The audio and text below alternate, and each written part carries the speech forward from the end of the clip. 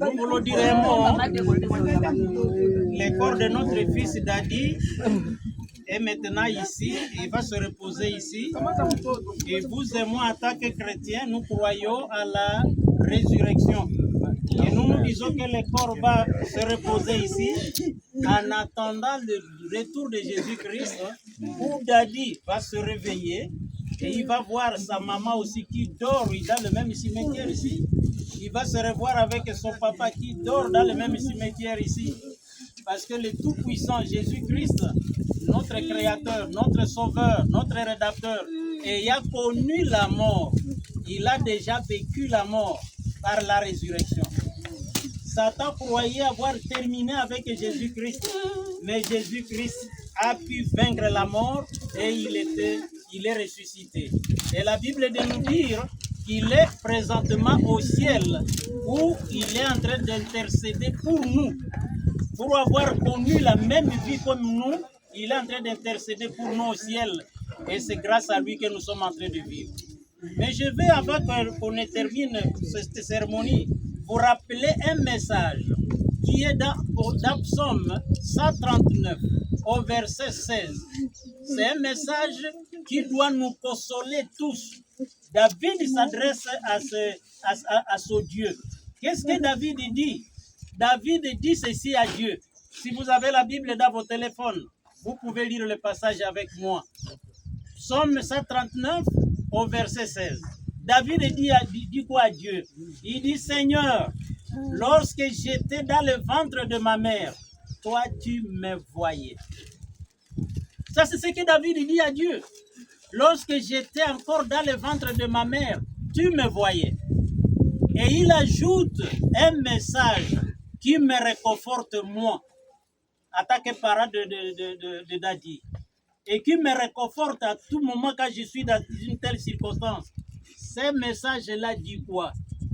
Après avoir dit à son Dieu que lorsque j'étais dans le ventre de ma mère, tu me voyais, David va ajouter que même le nombre de mes jours était déjà inscrit dans ton livre. Vous avez suivi que notre fils Dadi nous laisse à 44 ans. Mais nous qui lisons la Bible, nous disons c'est le nombre d'années qui était inscrit pour lui. Et nous croyons à cela. Et ça nous réconforte. Parce que Satan n'a pas de pouvoir sur ce qui est entre les mains de Dieu. Et la Bible d'ajouter que rien n'arrive à ses enfants sans que Dieu ne puisse permettre. On peut s'amuser à faire n'importe quoi dans ce monde, mais quand Dieu n'a pas dit son dernier mot, rien ne peut arriver. Alors nous croyons, nous, en tant que chrétiens, que si Dadi dort maintenant, c'est parce que Dieu a permis que cela arrive. Dieu a accepté ça. Parce que notre Dieu n'a jamais été surpris. Il n'a jamais été surpris de quoi que ce soit. Il n'a jamais dit, mais comment cela vient d'arriver? Non, tout arrive et notre Dieu voit. Et il y a ce qu'on appelle la volonté permissive de Dieu. Il permet que la chose arrive. Et des fois, c'est une chose qui nous rend tristes, une chose qui nous rend le cœur très contrit. Mais pour Dieu, il sait pourquoi il a permis. Et dans quelque part dans la Bible, ça dit, lorsque Jésus va arriver bientôt, et lorsqu'il va nous prendre dans les nuées, lorsque nous serons avec lui dans le ciel, on dit, ce sera avant que nous revenions dans la nouvelle terre. On dit, ce sera le moment où nous allons interroger notre Dieu. Et je suis convaincu que ma belle-fille et son épouse, ses enfants, interrogeront, mais Dieu, comment tu as permis que nous restions orphelins à notre âge? Pourquoi tu as permis cela? Mais la Bible est de dire que lorsque Jésus sera en train de dire, voilà pourquoi j'ai accepté que Dadi dorme à cet âge-là.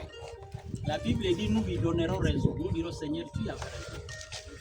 Parce que Dieu va montrer que j'ai permis que cela arrive, parce que je voyais que devant Dadi, il y avait ça qui ne pouvait pas marcher. Il y avait ça qui lui rendrait trop triste. Il y avait ça et ça qui pouvait lui rendre très malheureux. Et j'ai permis qu'il s'endorme pour lui éviter tout ce qui pouvait lui arriver après.